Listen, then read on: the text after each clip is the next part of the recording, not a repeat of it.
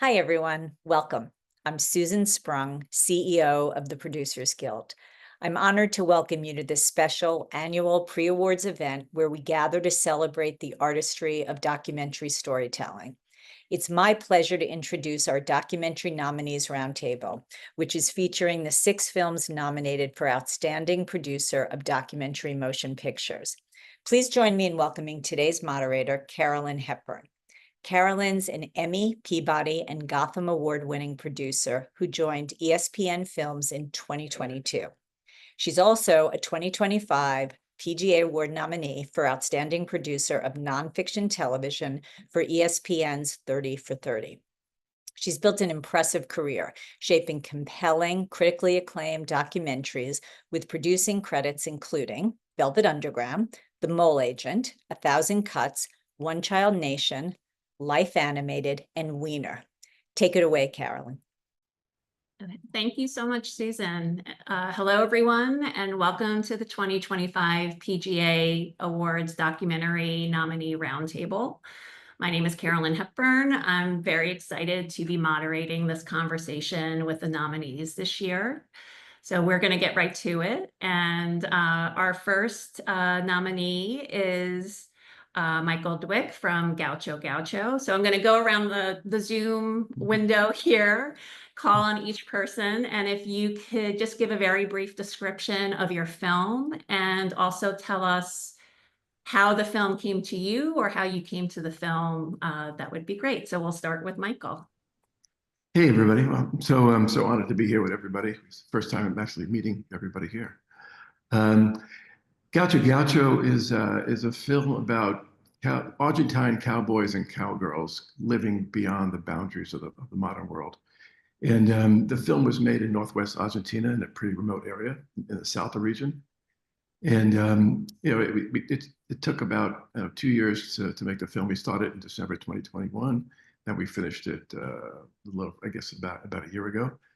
And both Gregory's not here. Gregory, my other producing and directing partner, we both produce, direct, and do the cinematography together. We both have roots in Central America. Gregory was doing quite a bit of environmental work, films in Latin America, and I started to go down to Latin America in 1993, where I met my wife in Argentina, and that's when my curiosity was seeded for Gauchos. I started to see the Gauchos not too far outside the cities, but never could actually get into those communities. And our films are always rooted in communities that are really have a deep connection to community and to traditions. And that's one of the communities we ended up exploring. So we were talking about this project for 15 years and ended up going back and started to film 2021. It's a long explanation, but. No, that's great, Michal. Next, I'm going to go to Hasan, who directed, produced, edited Mediha. Yes, hi everyone. It's an honor. It's an honor to be on here with all of you guys. So Mediha is the story of a Yazidi girl named Mediha Al-Hamed, who at the time we started filming was a 14-year-old survivor of the Yazidi genocide. In 2014, when ISIS swept across the region in northern Iraq, they committed genocide against the Yazidi people, killing thousands, mostly men and boys, and enslaving thousands more women and girls. Mediha was unfortunately one of these girls taken into captivity. So she was with ISIS from ages 9 to 14 as a sabaya or as a sex slave. Her parents and her 3 brothers were also taken by ISIS. We met her probably a year after she had returned, and we knew we sort of needed a unique way into the story. I'm not Yazidi, I'm not from the region. And so we decided to teach Mediha and her brothers cinematography, and in that, let them tell their own story. So I was embedded with a rescue team that was looking for her missing parents and her one remaining missing brother. And Mediha filmed herself in the camps with her brothers as she tried to heal from what she had gone through in ISIS captivity. I had heard about the Yazidi genocide when it happened in 2014, but I didn't have the resources or honestly the know-how of how to tell this story. In a way that I viewed, was inclusive with the community and those who had gone through it. So I kind of put it on the back burner until 2018. And in 2018, I read something in a news article that there was still 3,000 missing Yazidis in ISIS captivity, or otherwise misplaced around the region. So I went to Iraq 2019, and we started within the first 3 weeks. We met Mediha, taught her cinematography, and yeah, it's been almost 5 years since we started. And Mediha, I'll do as few spoilers as possible, but she's here in New York as a full-time high school student, and yeah, we're proud of her and proud of the path the film has traveled so far. Thank you, Hasan. Next, we'll go to Miranda Sherman, who is the producer of Mountain Queen, The Summits of Lhakpa Sherpa. Thank you. Likewise, it's just such a pleasure to be here with everybody, and congratulations to everyone. And thanks to the PGA for the recognition producing it so often. An unseen task. So it's really nice to see all your faces. Mountain Queen is about Lhakpa Sherpa, who was the first Nepali woman to summit and survive Mount Everest. She did that back in the year 2000, and since then has summited Everest 10 more times. She is far and away the most accomplished female climber of Everest who's ever existed. She's an extraordinary individual. But when we meet her, both in their story and when I met her in real life, she was working, cleaning houses, washing dishes at Whole Foods, a single parent, living in West Hartford, Connecticut, with her 2 daughters and her son not too far away, and just really working to build a life for herself and find her way toward feeling visible, feeling proud, feeling like she could set an example for her daughters. And that was so important because she set out to climb the mountain way back in 2000, because she wanted to inspire women and girls like her who were raised without education, in fact, denied education as young girls in remote villages of Nepal, and were basically considered to, live an inside life, as she says, and not go exploring, not climb the mountain, climb any mountain for that matter. So Lhakpa's story is really this incredible portrait of somebody who looks like a really ordinary person who we might pass when we are at the grocery store or when we are in our office buildings or even in our own homes. And she shows us that women like her have these incredible stories, and that the commitment to themselves and their communities and ambition and reaching beyond exists in all of these pockets, and we should recognize that a lot more. So it's been a real pleasure to get to know Lhakpa. It's been a real honor to work with the team who put the film together.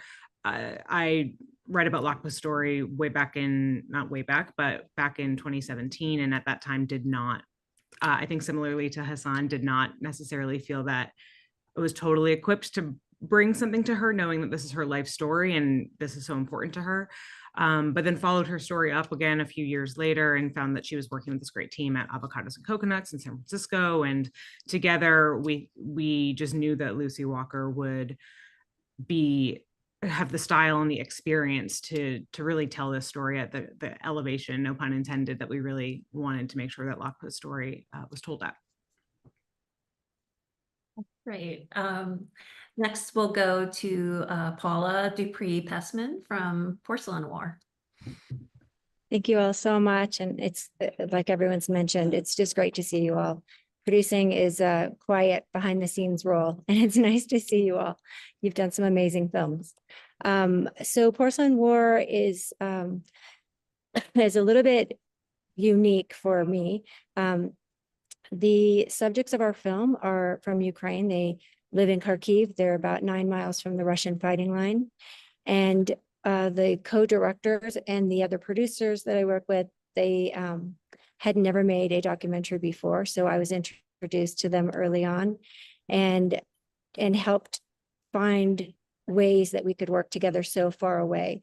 The co-director and producer were in Los Angeles, and then the artists were in our film were in Ukraine and became soldiers. So we started following citizen soldiers and artists as they started to learn how to defend their homes and defend their families and their lives.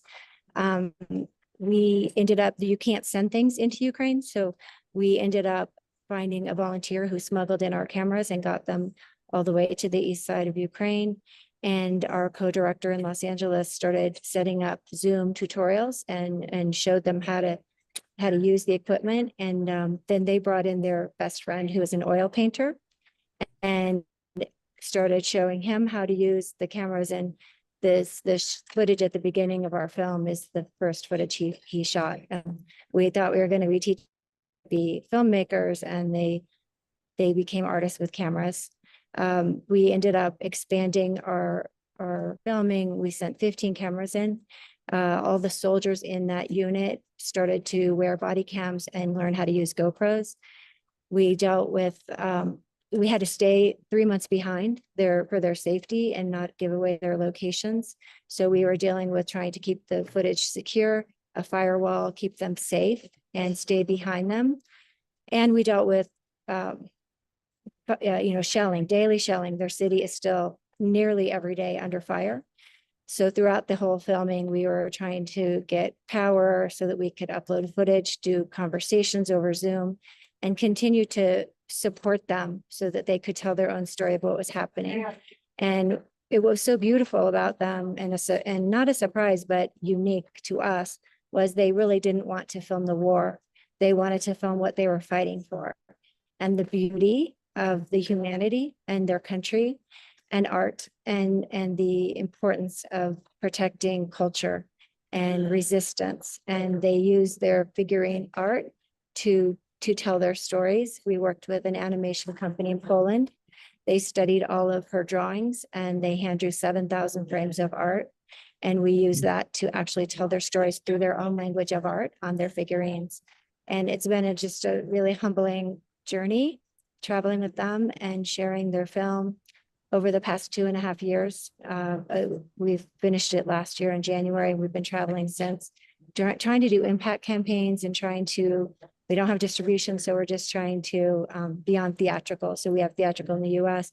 We're just trying to keep this story in front of people and really humanize not just this war, but all war, and the importance of everybody who cares about freedom and culture and why it's important to defend that. So using their story is a way that we can amplify their voices.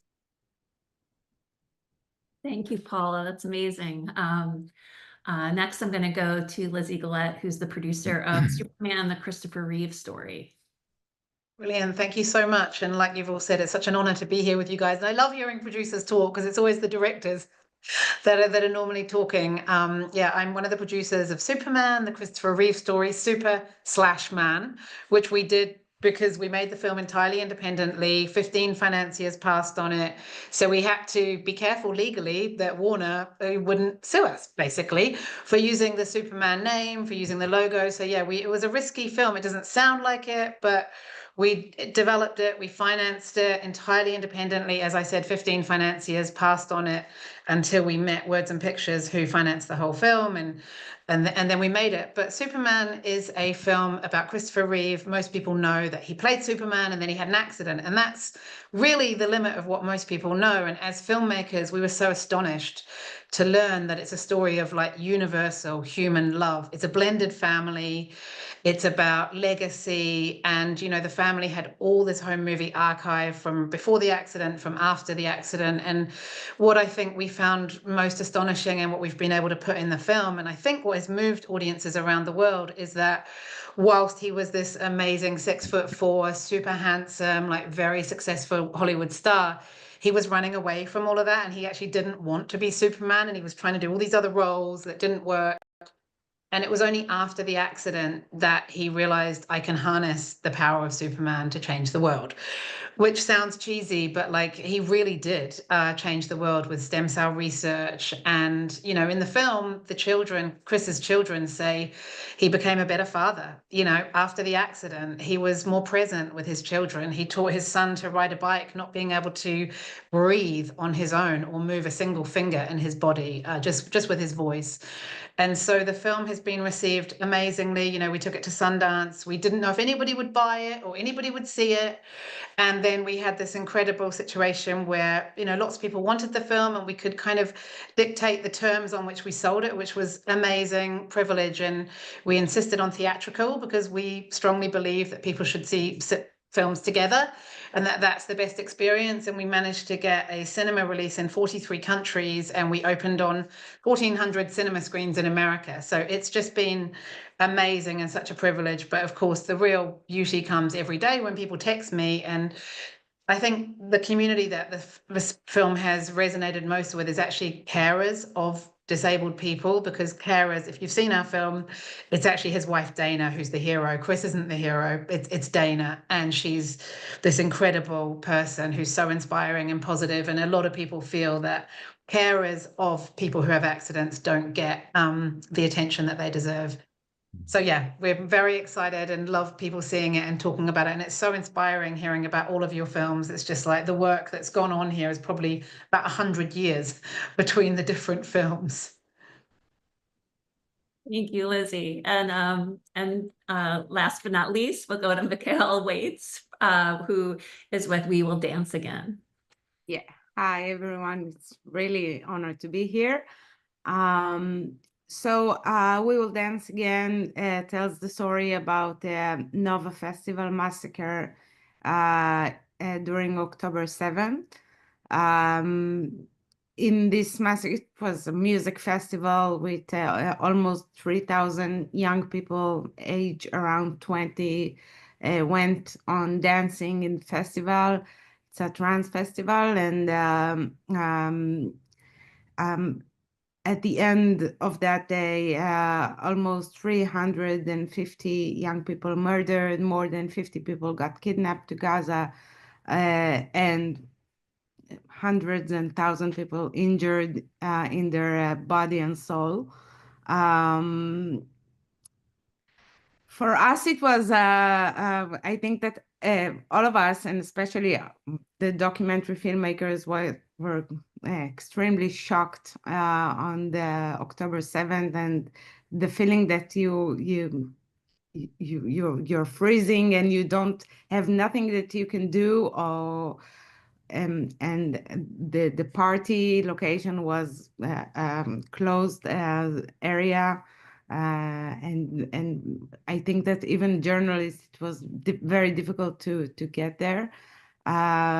But me and the great producers that worked with me in and Slutsky company in Israel and Sipur company, we just understand that we have to do something. And Reeve, the director of the film, got permission from the army to go over the party location. And 2 days after the massacre, he went down with a photographer, and we started to work on the film. The film tells the story of the survivors from their point of view. Everyone had a different surviving path and surviving story. And I think that what was really amazing, those are young people, and everybody filmed in their mobile phone a lot of things. For me, I think that if I was in that situation, I was totally shocked and not able to film anything, but they did. So we built the film from their testimonies and original footage that they took during that day. And that's about it. Well,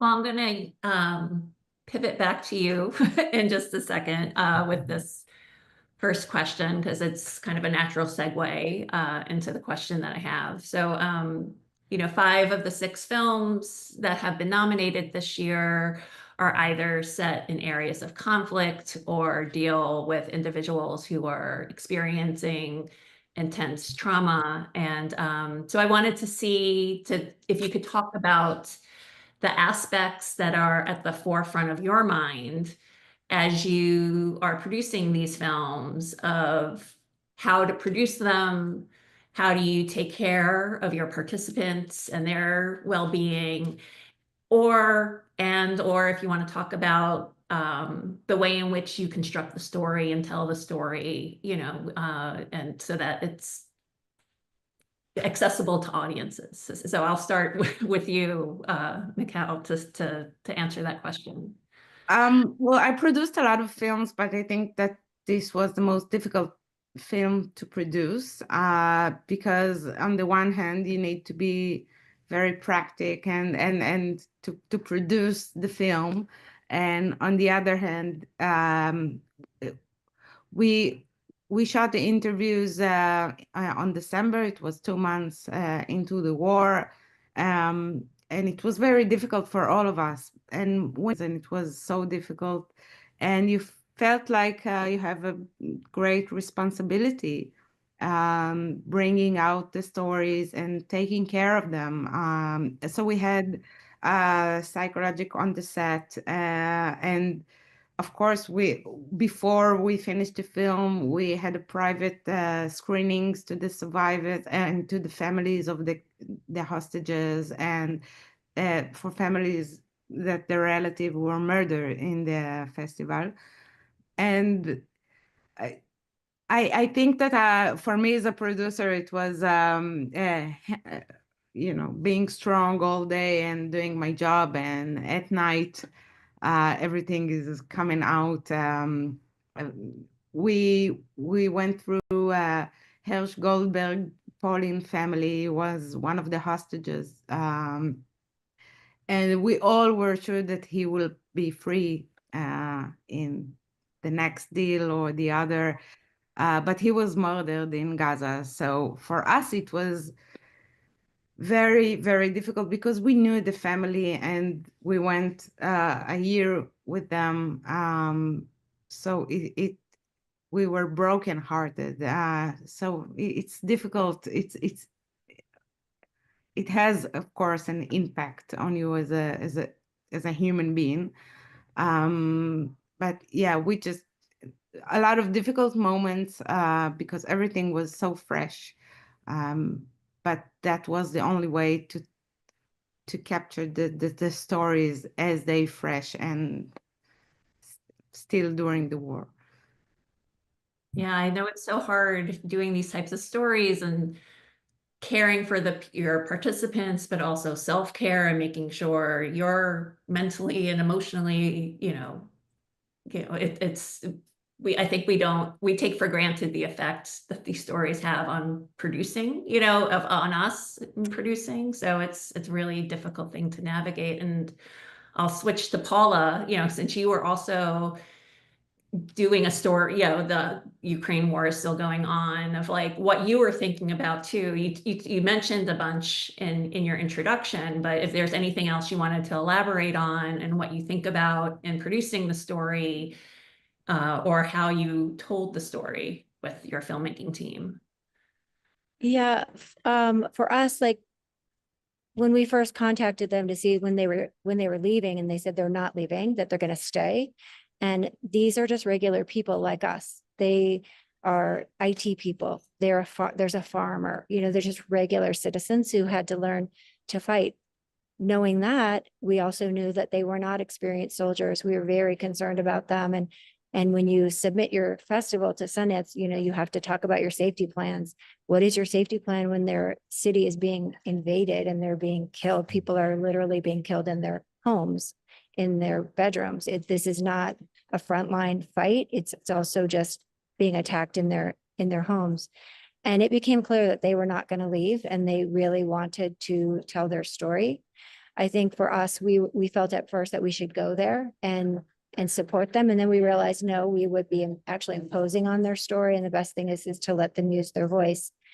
When Slava and Anya talked to us about it, I think they were so right, because they said people get desensitized to looking at news footage of war, and they tend to, it all starts to look the same, and destruction and it destroyed buildings start to look the same. And so what was important was to show the humanity and the beauty of that. Also, those are humans. Those are people that you grow to really care about and feel concerned about. That hasn't changed. Feeling emotional about even thinking about it. They're all still there. They're all still in peril. Most of the people that trained Slava are gone. Most of those people have been killed. They're artists, they're poets, they're musicians, just regular people are so brave. And yet they feel this importance of maintaining their culture and making sure that the people who have died that contributed, that they won't have children that will contribute. So how do they do it? And everyone is bringing their own talents and their own skills from their professional life to how they can help with this resistance in this war. And so I guess as a producer, you do your best to make sure that they're safe, they have what they need, that I'm protecting them, that I'm not doing anything that's putting them in harm's way. That, when I have asked, once the film came out, you'll be known, your faces will be known. Is that, what should we do about that? I know some films have even done AI replacement with faces, and should we be thinking about something like that? And Slava said he's in no more danger than a baby sleeping in their bed, a 9-month-old baby. And that just was a gut punch to me, because it made me realize this just isn't about Ukraine. It's not just about that border. It's about all of us. And they were so brave in wanting to tell it. I think we just needed to make sure to support them and keep them as safe as we can, and also empower them to do what they're going to do. They're not leaving. They're going to continue to fight. And I'm going to transition to Hasan now. Just if you could talk about your work with Mediha. It seemed like you've been on this film for quite a long time, and creating that relationship with Mediha, and what were you thinking about during the production and during the release of presenting the film and the story? Yeah, it was, on the surface, it's an American male going to a region that he doesn't belong to, telling a story about, at the time, a 14, 15-year-old survivor of sexual atrocities. And we wanted to make sure that all the guardrails were put in from day one. We didn't know whether or not or what role her self-filmed footage would play, their self-film footage would play. We thought maybe vignettes or some creative transition. We weren't really sure. But very early on, she sort of grabbed the reins of the narrative, and it went from being titled The Missing to Mediha.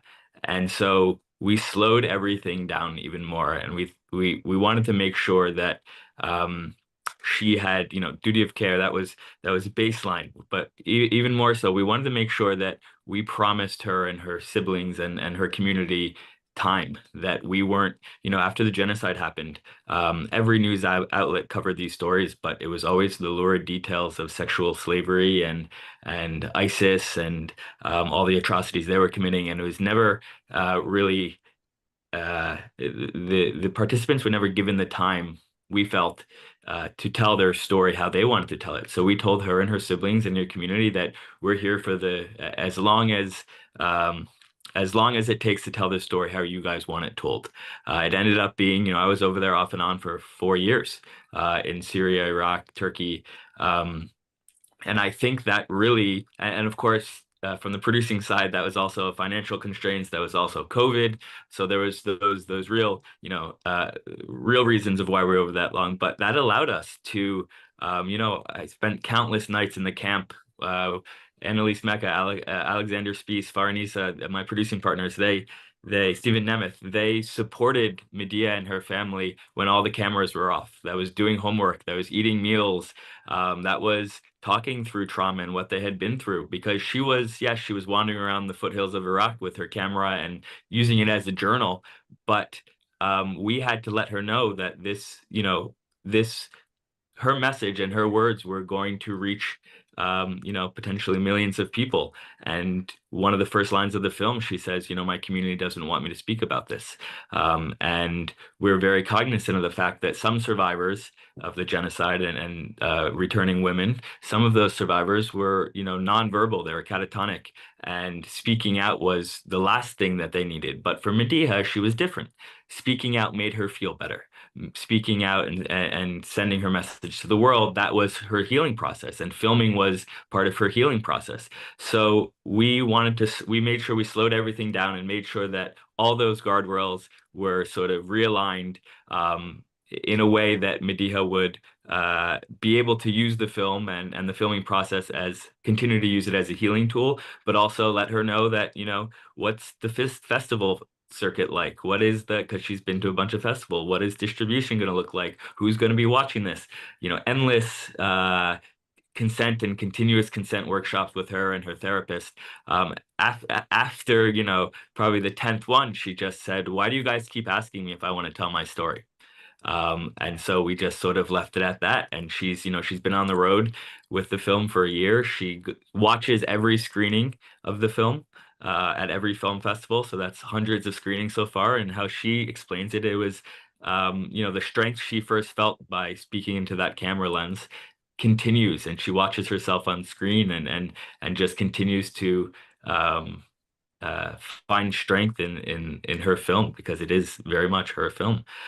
So yeah, we wanted to make sure that with such a sensitive topic and such a sensitive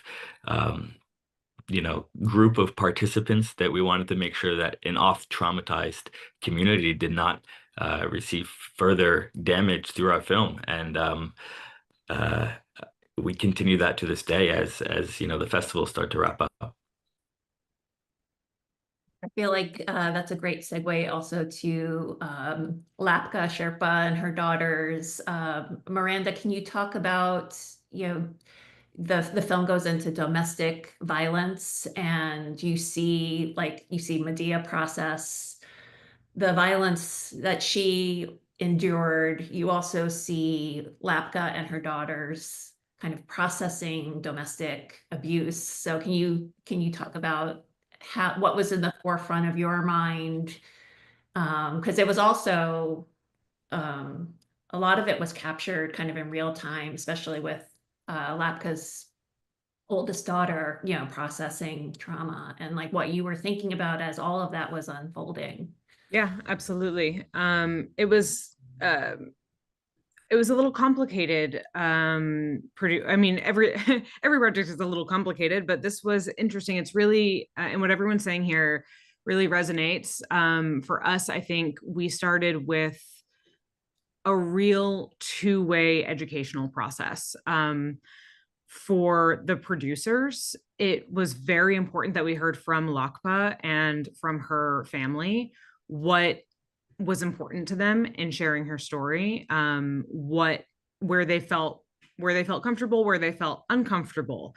That didn't necessarily change, I think, the goals for the film, which was to tell the fullest story possible. But we did recognize going into it that this was going to be a multi-layered process. And what Hasan was saying about that kind of continuous consent, that the education on our side was to say, as filmmakers, here's what you're looking at when you want to tell your story in a documentary format for the largest audience possible, hopefully, right? Lhakpa climbed Everest to rise out of her circumstances as an uneducated young woman denied an opportunity to climb, so that she could be visible and show women and girls of her community that they could do more than be in an arranged marriage and live the inside life that they were supposedly destined for. Her mission in life was to climb and to be seen and to show that women have power. And then you get into the real talk of what does that mean? Because what we're talking about in showing what your power looks like is telling your story fully and honestly, and sharing the trauma that she really had been resistant to sharing, because what I think we all learned in the process was, yes, she's an incredible climber. She's an elite athlete. She is one of one when it comes to records on Everest, especially for women. But Lhakpa also represents such a beautiful intersectional community of women who have immigrated, of women who are single mothers, of women who have survived intimate partner violence, of women who are working low wage or minimum wage jobs and trying to figure out how to make ends meet to keep their kid in the right community for the right school system. She represents women who are struggling with literacy and are trying to figure out American capitalism through that. You know, like, she is representing so many different communities. She's representing Nepali women and Sherpa women, and that's complicated. So much of that power that she wanted to represent for women came in, like I said, telling that story fully and being really honest about the trauma that she experienced, and not just kind of glossing over that and saying, no, I'm a great mountain climber, and like, that's wonderful, and we support that. And we wanted to make sure that the like radical feminist version of this film showed Lhakpa as this badass mountain climber, because she hasn't gotten that credit. Now I think she's getting that credit, but she really hadn't gotten that like hooah, you know, mountaineering credit. And at the same time, gaining her trust to help her see how her story was much bigger than that. And it was so much more meaningful when we could see the valleys between those summits, and to really understand what was happening in those valleys was a real process of connection, right? It was just a process of trust and connection. And that started with Christopher Newman, who went and met Lhakpa first, and Dahlia Birdie, who supported Chris's development of that relationship with her, and with Lucy Walker, who had so much experience in really understanding how to have that conversation with participants over and over and over. And her process really helped, I think, Lhakpa's healing process reveal itself on camera. And that process continues as we think about other producers on the film, Charlie Corwin, Michael D. Ratner, who are thinking always about what the global impact is going to look like. And that helped us be able to tell her, your face is going to be on a billboard in Times Square. You know, like, you didn't want to tell all of these things when we started talking, and now we're talking about all of these things. And how do we make sure that you feel solid in that?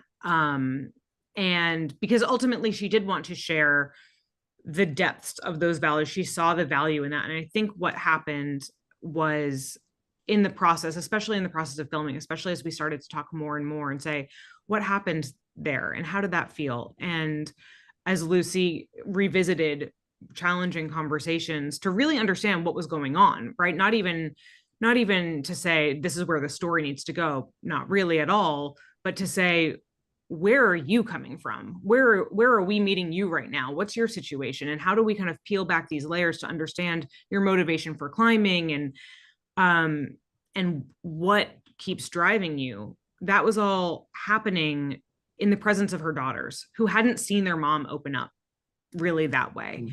They had seen trauma. They knew that she was off on the mountain, but they hadn't really seen what it took to climb a mountain. And as they started to see those conversations evolve, and they started to see, I think, their mom open up, they understood her true strength. And that ignited a healing journey that we didn't expect necessarily to capture on film. When we started the project, the verite story was climb Everest. Huge challenge, you know, but there's a season for it. There's a window, there's a time, and you can budget for it. And what we ended up in was a very authentic verite healing journey with very young women who were kind of just now processing not only the trauma that they experienced as children, or the trauma of losing their parent, but also the understanding of where their mother came from and what she actually went through, and how she fought to climb the mountain and get to America and get out of her marriage and keep her daughters safe and find a way to put them in a situation where they could thrive. And then, go back to the mountain and climb it a 10th time, and do that with the Sherpa team, and be this like beacon of Nepali Sherpa woman hope, you know, like that I think was, and then that unfolding with Sunny and with Shiny was, I think, kind of mind blowing. And the whole time it's a process, a producerial process of this is what we're talking about. This is how are you feeling about this? Here's what that's going to look like when it's on the big screen. How do we make sure that this is true for you and feels okay to share? And if it doesn't feel okay to share now, is that never going to feel okay to share? Or are we working towards something? Kind of what are those guardrails? And like I said, that two-way educational process where our participants had the opportunity to say, this is what I need from this. And we could say, here's how this is shaping up, and here's how this is kind of moving through the world. That was really important. I'll also say that I think having experienced screenings with folks, like I said, Lhakpa was so intersectional. So having screenings with folks who have experienced intimate partner violence, who have experienced abusive parents, who are Nepali people in America, immigrants in America, Sherpa people, and understanding how her story was intersecting with their experience of the world. There were just so many different points at which Lhakpa was that intersectional character to kind of double and triple check and honor Lhakpa's story. And the last thing I'll say, I know I'm talking forever, I'm sorry.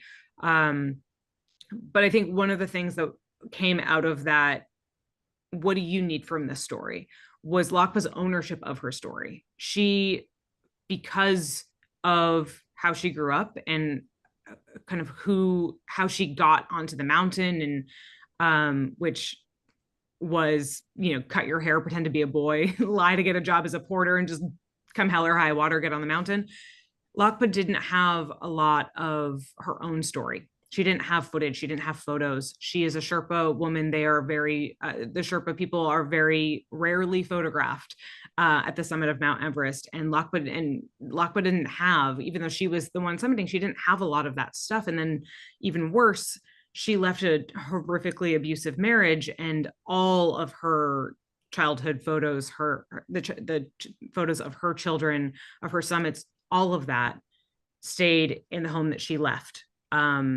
And was never found again for her. So she had lost so much of her own story, and especially in mountaineering, that is also credibility. And that process of helping her put those things back together through an archival research process, through the post-production process, and then being able to show her, like, this is it, you know, this is your climb from 2000. This is the climb from 2004. Here's 2003 with your siblings. Like, here's all this stuff that kind of you had been burying and holding onto yourself and hadn't been able to share with people.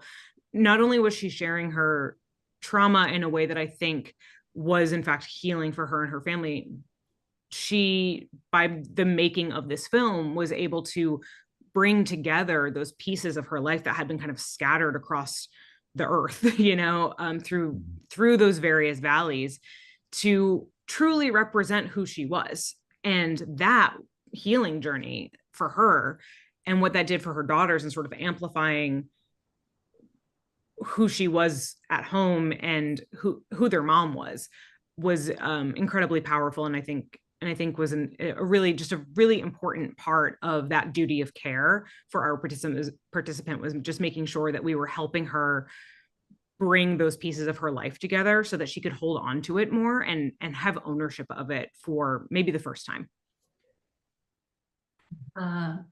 That's incredible. And I'm going to shift gears to Lizzie, you know, to talk about Christopher Reeves and his family. You know, obviously he's so iconic, both as an actor, but as a leader in the paraplegic community and all the stem cell research he did. So what was your team thinking? And because it's also quite remarkable how vulnerable his kids are in talking about the whole experience. So we'd love to hear what was on how you navigated that all in producing the film.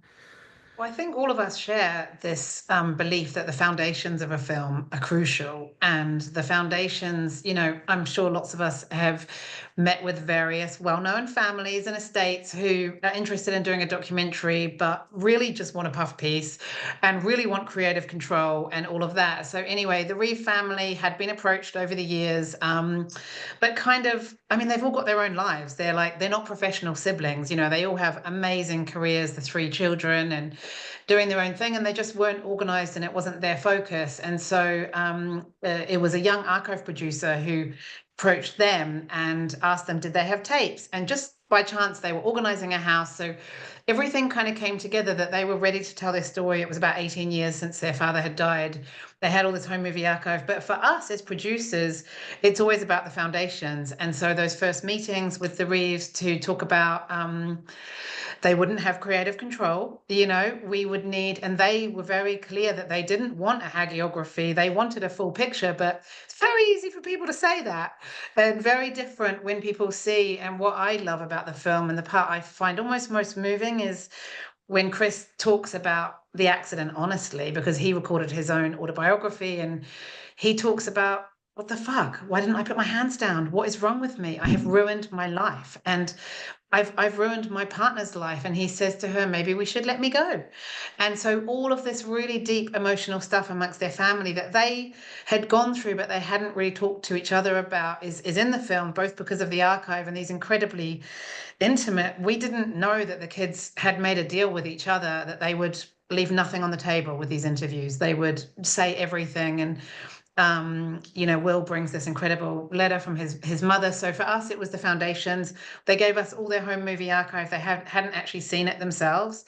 And of course, they have this foundation which works with the disability community. And so we had a lot of input and consultants who could look at the film, people who've had the same accident as Chris and feel that they were represented. And of course, Chris was slightly polarizing because he wanted to be cured of his disability. And that is something that a lot of people in the disability community find problematic because they don't feel they need to be cured. And we were able to include that in the film. And so I think having those foundations with the family, and, you know, they didn't see anything in the edit. You know, we showed them really late on a cut, and, you know, they had some ideas and suggestions, but they didn't have creative control. And so their ideas were good. They said, show that after the accident, we had joy. We had so much joy in our house and laughter. And they were, you know, they wanted us to show that. And of course, we were keen to show that as well. And of course, the film has been used to raise a huge amount of money for the Reeve Foundation and others. And, you know, we've had people with the same injury say to us, this is one of the first times in a really mainstream way I've seen myself or my family reflected. And so that's been amazing, with the film going out on HBO and then on various other channels around the world. And I think a lot of us started our journeys together at Sundance about a year ago, didn't we? Gosh, it's been a busy year.